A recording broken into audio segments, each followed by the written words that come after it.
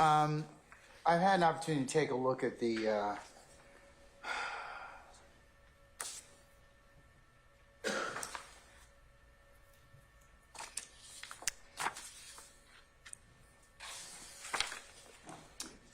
and consider the motion to suppress statements of defendant Deamonte Kendrick, and also to take a look at the state's response in respect to those particular assertions in terms of the for Jackson Daniel hearing, which the court has to make those determinations of voluntariness thereof.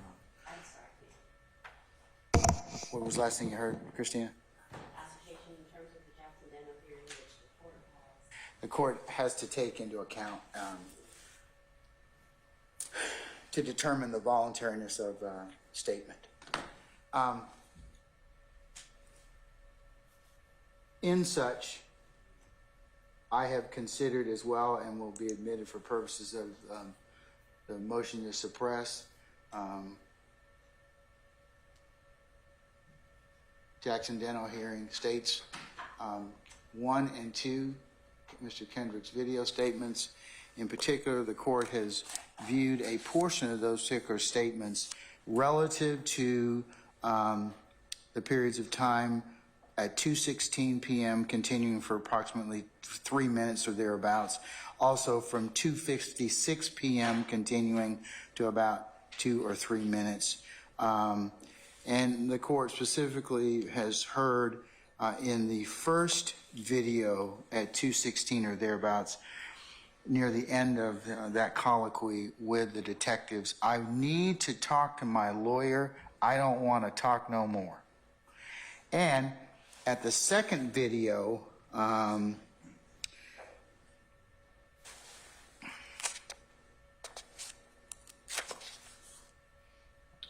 starts at 2:56 p.m., goes for about 2 to 3 minutes or thereabouts, and stops at 2:58 and 53 seconds.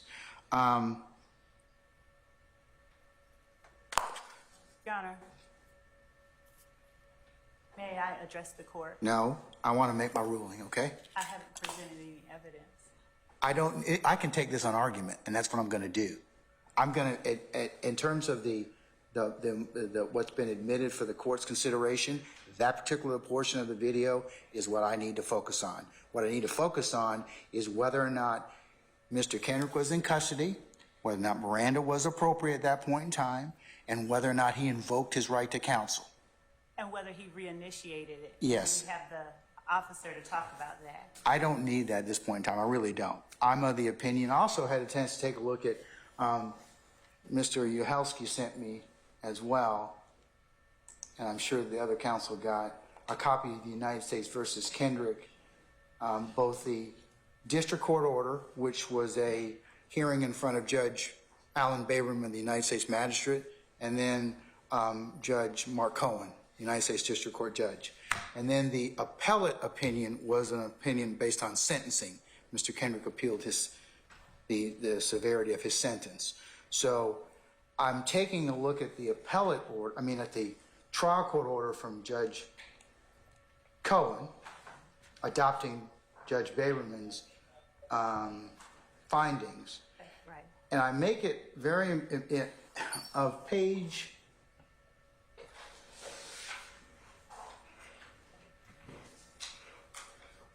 2.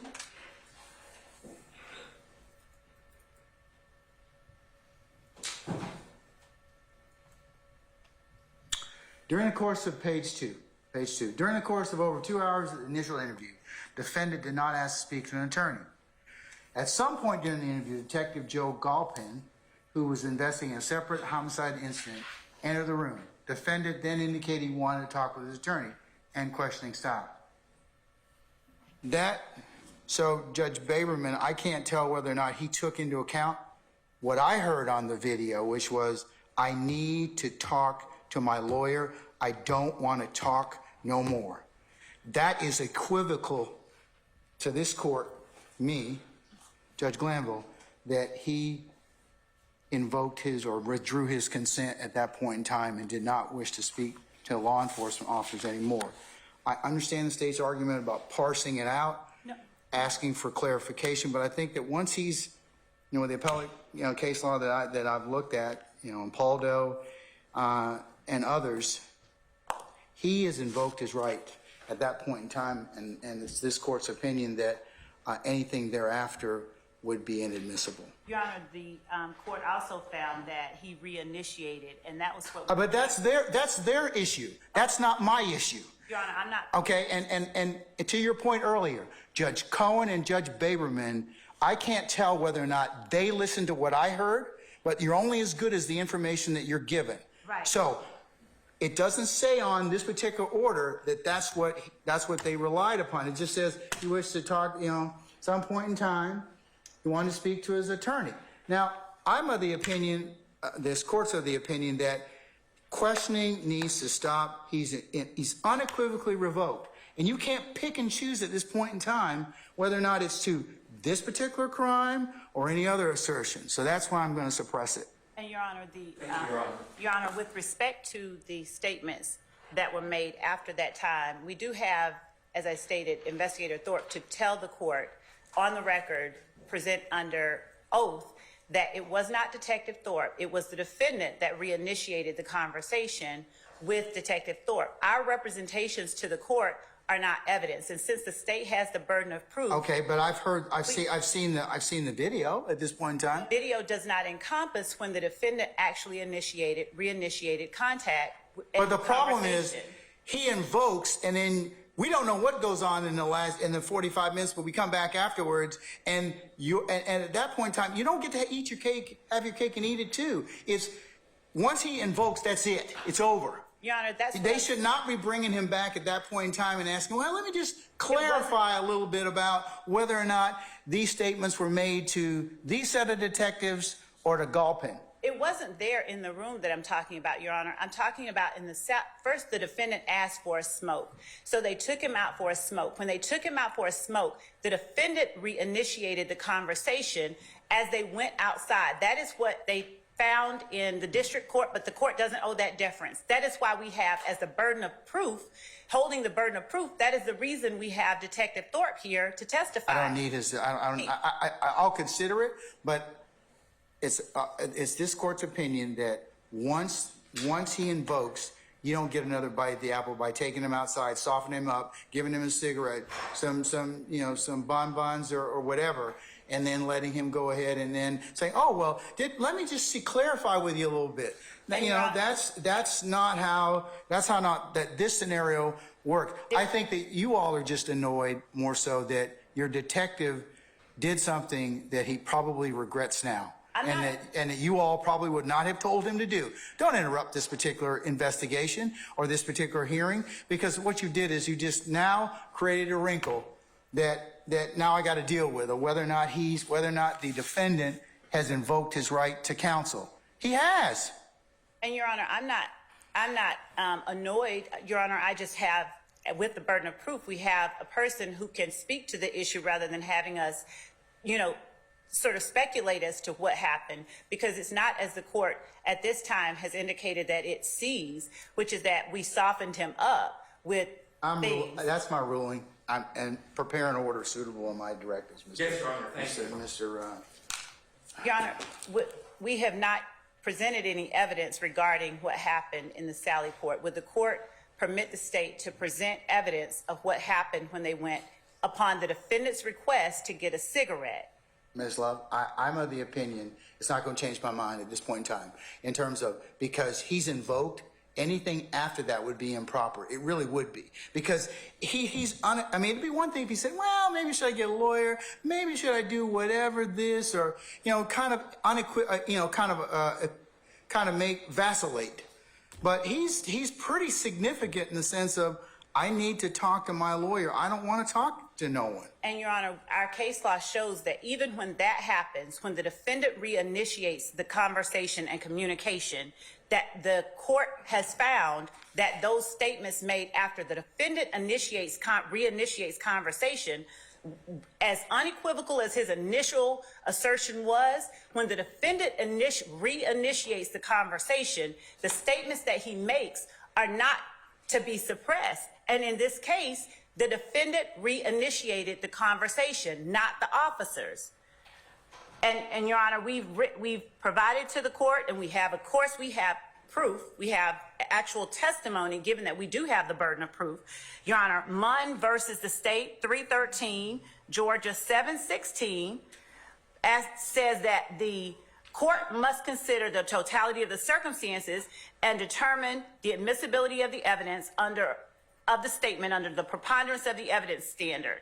And Your Honor, given the fact that we have a witness here to testify, we don't have to, the court doesn't have to take my word for it or Mr. Weinstein's word for it. We have the person who was there. The court gets to gauge Detective Thorpe's credibility, and the court then has substantive information and evidence upon which to base a ruling under the actual totality of the circumstances. Right now, we have a clip. When I asked Mr. Weinstein to play for the court the portion to which he objected, that wasn't the state conceding that we weren't going to put up evidence, Your Honor. I was trying for the sake of brevity to have him point out the part that he objected to, but then that left us without the ability to present anything. And we weren't stopping there. We were just showing to the court where he was arguing, the points that he made to us that he wanted to contest. So we would like to present actual evidence to show under a totality of the circumstances. I got the evidence. It's been admitted. The two videotapes are sufficient for the court's analysis at this point in time. Sir, anything That's else? your ruling. Thank you. I have nothing to add, Your Honor. All right. And Your Honor, what happened with the Sally Port, the conversation being reinitiated by the defendant, that actually happened, and we have the proof here to show it to the court. Well, based upon what you've argued so far, in this particular circumstance, this court's of the opinion that once you, I mean, it's like this. Once you initiate your right, or you revoke your right to be examined and have counsel, and to have counsel present at that point in time, the courts are very, let's just say, cautious about reinitiation at that point in time. And you all presented to me what was the salient point of this particular issue is. So if I believe at this point in time that he's invoked unequivocally his right to counsel at this point in time, the questioning is supposed to stop. You're not supposed to go out and get cigarettes and do everything else. It's supposed to stop. I mean, that's this court's opinion. So, and that's my ruling. And Your Honor, the thing is that, Your Honor, we did not. You're arguing with me now, Ms. Love. So can we stop at this point in time? Your Honor. If you have other evidence independent of this, I'll consider it at the appropriate time. And we do, and that is what I was asking. So if the court will permit me to actually introduce the evidence that we have, as the court in State versus Paldo 309 Georgia 130, where it says a suspect who asks for a lawyer at any time during a custodial interrogation may not be subjected to further questioning until the suspect reinitiates the conversation. And in that, they are citing Dozier versus the State 306 Georgia at 35. Your Honor, Edwards versus Arizona.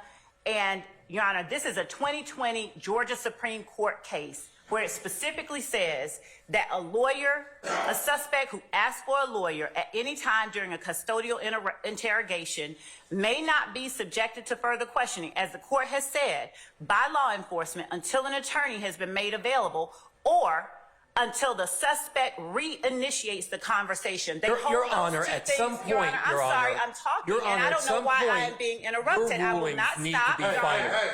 I was speaking. Hey, Ms. Love, y'all got. I'm sorry, I was both speaking. Both of y'all can't talk at the same time. I know, I Honor, the was speaking, and I state expect is to be all- allowed to speak when I'm speaking. Hey, both of you all need to just take it down a notch. And so, Your Honor, if I may finish, because I was the one speaking before Mr. Weinstein interrupted. But you continually engage in this pattern of behavior, Ms. Love. You don't want to accept my ruling.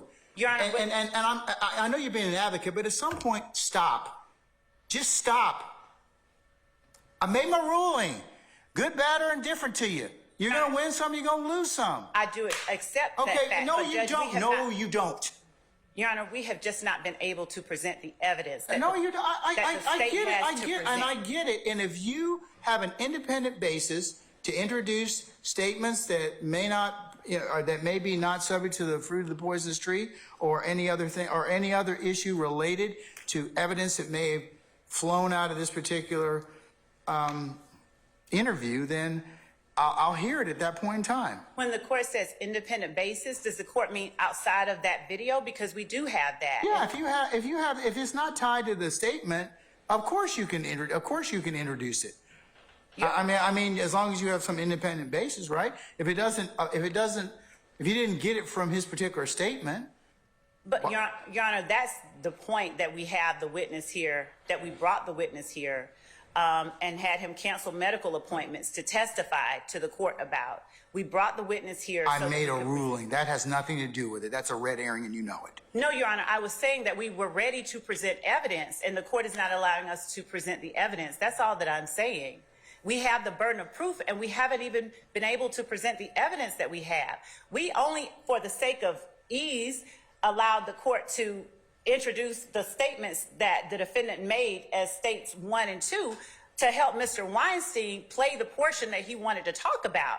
We didn't even get a chance to play or to have the evidence that the state has ready for presentation to the court to be presented.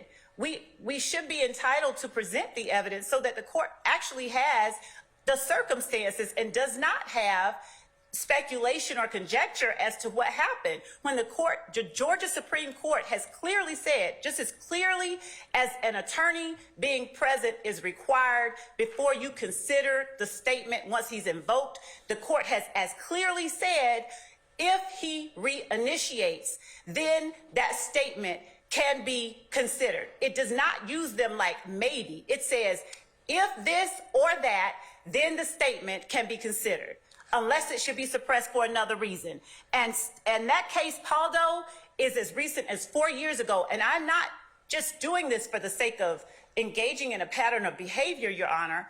I am standing here emphatically asking that the court allow the state to present its evidence so that the court can make a ruling based on the evidence and not on the assertion by one party or the other as to what should or could be done. We have evidence that I believe that the state is entitled to present and the court is entitled to hear in the form of testimony. And I understand that Mr. Weinstein wants us to hurry it along and not hear Detective Thorpe because that might be an adverse position or evidence to his client's position. But we are simply asking that the court allow us the opportunity to present the evidence and to not hold it against the state that I am asking this, that the court allow us to present evidence that this statement was made voluntarily and that the fact that he ceased it but then reinitiated it is something that the court should consider. And Your Honor, I don't like drawing the court's ire. It's, quite disturbing. But I cannot in good faith not present evidence when we have a whole burden of proof to show the court that it was made freely and voluntarily. And when the evidence that we have is sitting right outside the courtroom. And the court's whole purpose for having these hearings is to determine the truth and to decide what is fair. And without hearing from Detective Thorpe, I don't know how the court can discern what the truth of the matter is. Hearing only a portion of a recording and not hearing from the people who were actually standing there talking to and listening to the defendant. Unless without hearing Detective Thorpe, the court is making a credibility judgment before even hearing what he has to say. May I please speak? Please, may I please spep? Okay. And Your Honor, I was asking that the court. Are you finished, madam? I was not, Your Honor. I was Your Honor, Hold up. You got 30 more seconds. Wrap it up. And Your Honor, I'd ask again the court for the opportunities for the state to be able to present evidence so that the state can meet its burden and not have the court make any kind of ruling based on really partial pieces when the court does not have a totality of the circumstances as a part of the record for the court to consider. So I would ask the court in earnest to allow us to at least present the testimony of Detective Thorpe, if not today. I don't mind doing it. I said in my email to the court and to counsel that we can do this closer in time because he does have or did have that appointment, closer in time to when this matter will be right. But, Your Honor, I ask that I implore the court to allow us to actually present the evidence that we have to present. I appreciate, Your Honor, giving me the moment to speak. Thank you. Your Honor, I apologize for interrupting the state earlier, but the state can talk the ears off a donkey. This continued filibustering has got to stop so that opposing counsel can speak. Your rulings at some point have got to be final, Your Honor. Whether you hear from Detective Thorpe or not is irrelevant. He requested his lawyer, he invoked his right to not speak anymore, and I don't care what schmoozing Detective Thorpe did out at the Sally Port, taking my client off camera. I don't know what went on down there. I don't know what self-serving, well, I have some idea. I don't know what self-serving statement Detective Thorpe could possibly give to this court that would cause the court to change their order. This continued going back whenever the state loses in this case has got to stop at some point, Your Honor. Thank you.